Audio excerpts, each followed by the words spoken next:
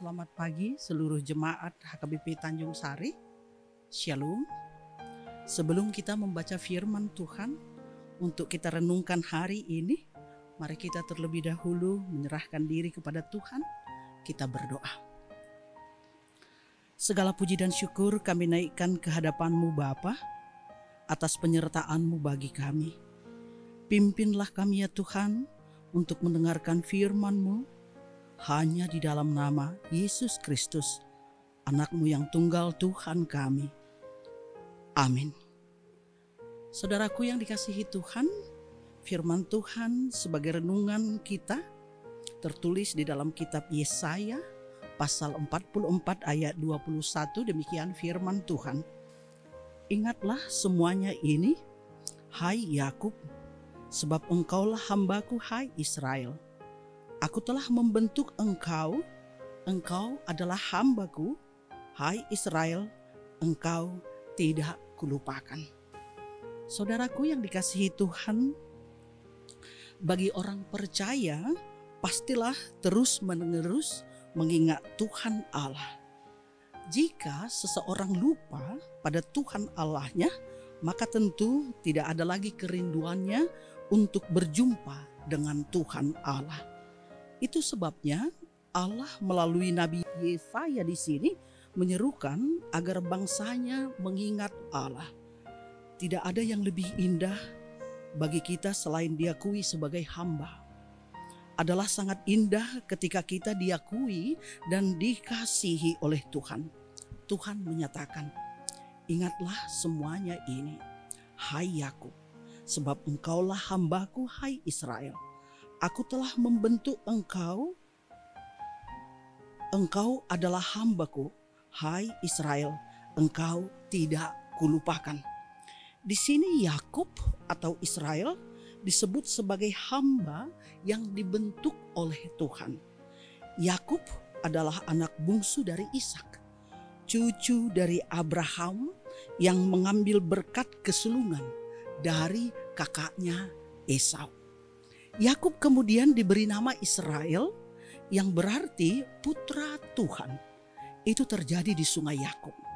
Dalam Kejadian 32 ayat 27 sampai 28 disebutkan, bertanyalah orang itu kepadanya, siapakah namamu? Sahutnya, Yakub. Lalu kata orang itu, namamu tidak akan disebutkan lagi Yakub tetapi Israel, sebab engkau telah bergumul melawan Allah dan manusia, dan engkau menang. Yakub yang akhirnya berganti nama jadi Israel adalah petarung yang bergumul melawan Allah dan manusia, dan ia menang. Kemenangan itu dianugerahkan Tuhan Allah sebagai penggenapan perjanjian kasih Tuhan Allah kepadanya. Saudaraku yang dikasihi oleh Tuhan, kalau kita lihat lagi dalam Injil Matius pasal 12 ayat 47 sampai ayat 50 yang memberitakan tentang seseorang yang berkata kepada Yesus bahwa ibunya dan saudara-saudaranya sedang berada di luar dan berusaha menemui Yesus waktu itu. Lantas Yesus memberi pengertian baru tentang ibu dan saudara-saudaranya dengan berkata, ini ibuku dan saudara-saudaraku. Sebab siapapun yang melakukan kehendak Bapakku di surga, dialah saudaraku laki-laki, dialah saudaraku perempuan, dialah ibuku, kata Yesus. Adalah sangat indah dan berharga karena kita diakui sebagai saudara-saudara oleh Yesus. Sebab itu jika kita sebetulnya tidak ada alasan untuk kita untuk menolak atau untuk menunda untuk datang kepada Tuhan. Mari segeralah datang kepada Tuhan dan dengarkan Dia. Allah telah mengatakan bahwa tidak mungkin Ia melupakan kita. Maksudnya, apapun yang terjadi di dalam kehidupan kita, Allah tidak akan pernah menghapus kita dari ingatannya. Bukankah itu adalah sesuatu yang indah bagi kita? Bahkan sekalipun kita mati, Ia tidak akan pernah menghapus kita dari ingatannya. Sebab Yesus adalah Tuhan dari orang yang hidup dan yang mati. Saudaraku yang dikasihi oleh Tuhan kita Yesus Kristus, karena itu jangan pernah lupa bahwa kita adalah milik Tuhan Allah.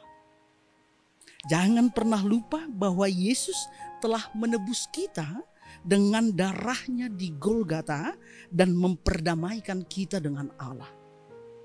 Jangan pernah lupa bahwa pada pengorbanan darah Yesus di salib, maka kita diselamatkan. Jangan pernah lupa bahwa Yesus telah mati untuk kita. Ingatlah bahwa hanya Tuhan Allah lah satu-satunya yang mengendalikan hidup kita. Karena itu saudaraku yang dikasihi Tuhan, mari kita memeriksa diri kita. Diri saya dan diri saudara. Siapa tahu kita seperti orang Israel pada zaman perjanjian lama yang sepertinya kehilangan memori tentang penyertaan Tuhan yang menyertai mereka dalam kesusahannya. Mulai dari perbudakan Mesir yang dihantarkan oleh Tuhan sampai ke Kanaan. Siapa tahu kita seperti orang Israel yang seperti kehilangan memori akan janji-janji Tuhan yang sudah dinubuatkan bagi kita. Jikapun seandainya kita memiliki amnesia rohani, lupa tentang penyertaan Allah dalam kehidupan kita pada masa lampau, lupa tentang penyertaan Tuhan bagi kita dalam setiap pergumulan hidup kita, lupa tentang penyertaan Tuhan ketika kita mengalami masa-masa sulit di dalam kehidupan kita. Namun sekarang, asal kita mau datang ke hadapan Tuhan dengan sungguh-sungguh, maka kita akan dipulihkan oleh Tuhan. Sebab itu marilah segera datang kepada Tuhan. Sebab kita istimewa di hadapan Tuhan. Kita adalah milik Tuhan. Kita juga adalah hamba Tuhan. Kita juga adalah bentukan Tuhan. Kita sudah ditebus dengan harga yang mahal.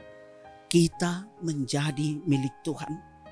Saudara yang dikasihi oleh Tuhan, dalam 1 Korintus 7 ayat 23 baris pertama dikatakan, saya baca untuk kita. Kamu telah dibeli dan harganya telah lunas dibayar. Kamu telah dibeli dan harganya telah lunas dibayar. Artinya kita sudah dipindahkan dari maut ke kehidupan yang kekal.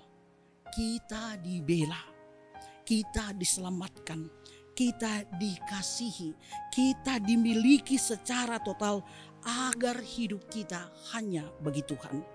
Kita tidak pernah dilupakan oleh Tuhan. Sebab itu, mari kita datang kepada Tuhan meski kita harus menghadapi berbagai pergumulan karena dampak dari pandemi COVID ini. Tetapi kita harus tetap bertahan, tetap berpengharapan dan mengimani bahwa pandemi akan berlalu dengan cara Tuhan sendiri. Karena itu bersyukurlah Tuhan sungguh-sungguh mengasihi kita. Amin. Kita berdoa. Terima kasih Tuhan atas firman-Mu ini. Terima kasih karena kami menjadi pengikut Kristus. Kami telah menjadi hamba-Mu. Karena itu bentuklah kami Tuhan sesuai kehendak-Mu. Dan kuatkan kami dalam setiap pergumulan kami. Sebab kami percaya Engkau tidak akan melupakan kami. Sesuai janji-Mu di dalam nama Yesus Kristus, Tuhan dan Juru Selamat kami yang hidup. Amin.